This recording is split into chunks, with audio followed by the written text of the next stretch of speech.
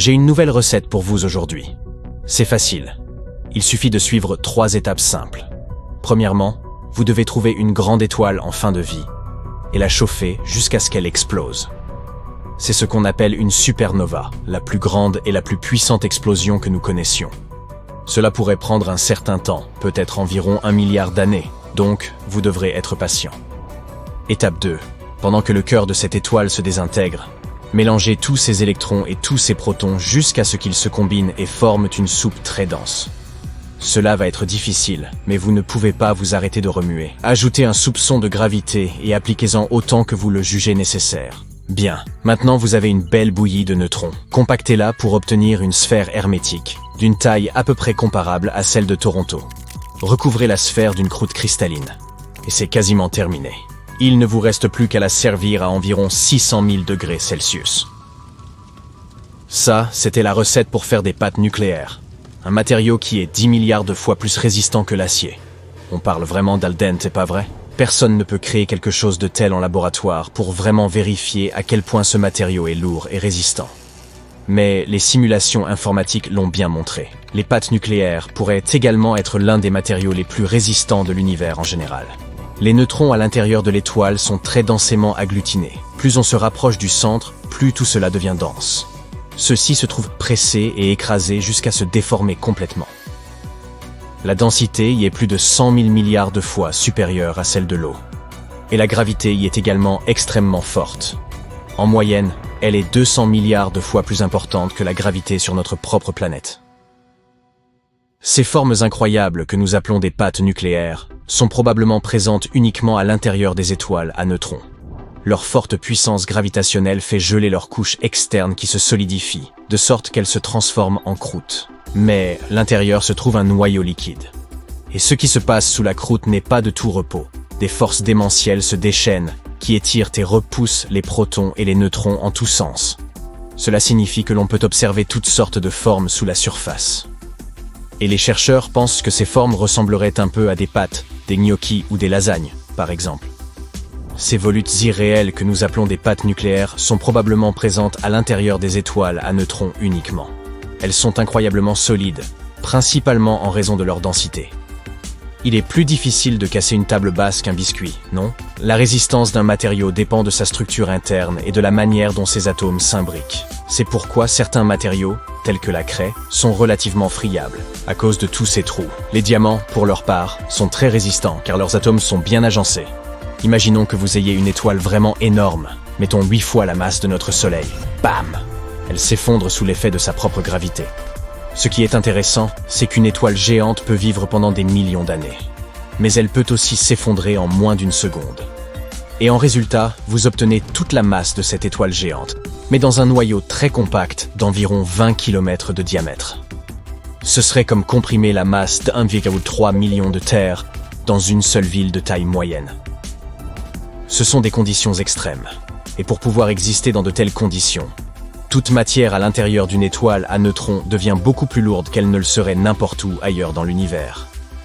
C'est comme avoir un seul morceau de sucre qui pèserait plus d'1 milliard de tonnes, ce qui correspond à peu près au poids du mont Everest. Les étoiles à neutrons sont également très chaudes. La température à leur surface peut atteindre 600 000 degrés. Pour comparaison, c'est environ 180 fois plus chaud que la surface de notre Soleil. Et il y a environ 100 millions d'étoiles à neutrons dans notre galaxie. Nous pouvons les repérer lorsqu'elles sont relativement jeunes. Lorsqu'elles ne le sont pas, elles tournent vraiment lentement, et elles sont aussi froides, ce qui rend leur détection plus ardue. Les neutrinos sont des particules très petites qui n'ont presque pas de masse et voyagent à une vitesse proche de celle de la lumière. Pendant seulement quelques secondes après qu'une étoile commence à se transformer en étoile à neutrons, l'énergie de ces neutrinos est équivalente à la quantité totale de lumière émise par toutes les étoiles que nous connaissons. Oui, ça fait beaucoup d'énergie. Écoutez bien cette théorie à présent. S'il y avait de la vie sur les étoiles à neutrons, elle pourrait exister en 2 dimensions, comme dans ces jeux sur PC qui étaient si populaires dans les années 80. Les étoiles à neutrons sont des objets dotés de certains des champs magnétiques et gravitationnels les plus puissants de tout l'univers. La gravité y est si incroyablement forte qu'elle aplatirait probablement presque tout ce qui finirait sur la surface de l'étoile. Même l'atmosphère en serait différente. Notre planète d'origine a une atmosphère qui s'étend sur des centaines de kilomètres dans le ciel. Et comme l'attraction gravitationnelle sur une étoile à neutrons est si extrême, l'atmosphère là-bas pourrait s'étendre sur moins d'1 mètre. L'étoile à neutrons ayant la rotation la plus rapide que nous connaissions effectue près de 700 tours en 1 seconde. Et la plupart des étoiles à neutrons sont probablement des pulsars, ou l'ont été à un moment donné. Un pulsar est une étoile qui tourne vraiment vite. Et ce faisant, elle émet des faisceaux d'ondes radio. Sur Terre, cela donne l'impression qu'un immense phare nous éclaire. À cause de leur puissant champ énergétique, les étoiles à neutrons peuvent aussi s'avérer dangereuses pour nous. Si l'une d'entre elles apparaissait dans notre voisinage proche, les choses partiraient vite en vrille. Elle pourrait expulser des planètes hors de leurs orbites, et si elle était suffisamment proche de notre planète, elle pourrait provoquer des raz-de-marée qui déchireraient la Terre. Et ce qui serait encore plus dangereux pour nous seraient les radiations générées par son champ magnétique. Heureusement, les étoiles à neutrons sont loin de nous. La plus proche se trouve à environ 500 années-lumière. Il a existé un cas intéressant où des scientifiques ont étudié 2 étoiles à neutrons qui produisaient des ondes gravitationnelles intenses.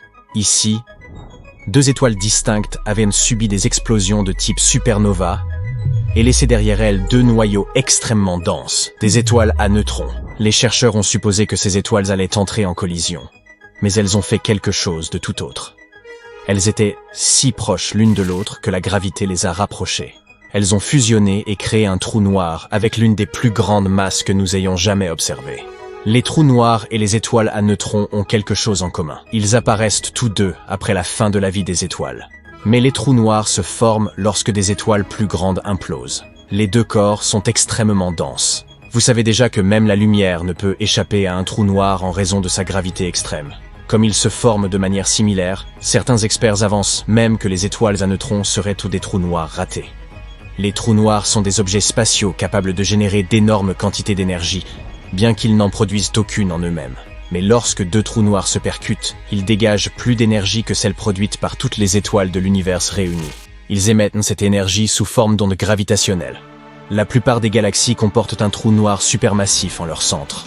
Certains d'entre eux sont actifs, ce qui signifie qu'ils projettent des jets de différents matériaux par-delà leur horizon. Mais la plupart d'entre eux sont calmes, en quelque sorte endormis en attendant qu'un corps spatial se rapproche suffisamment pour s'en nourrir, comme un prédateur affamé qui se tapit dans l'obscurité. Donc, si vous laissez tomber quelque chose, mettons vos clés, dans un trou noir, il les aspirerait à l'intérieur avant même que vous ne réalisiez ce qui se passe. Sa force de gravité extrême déforme l'espace et ralentit le temps.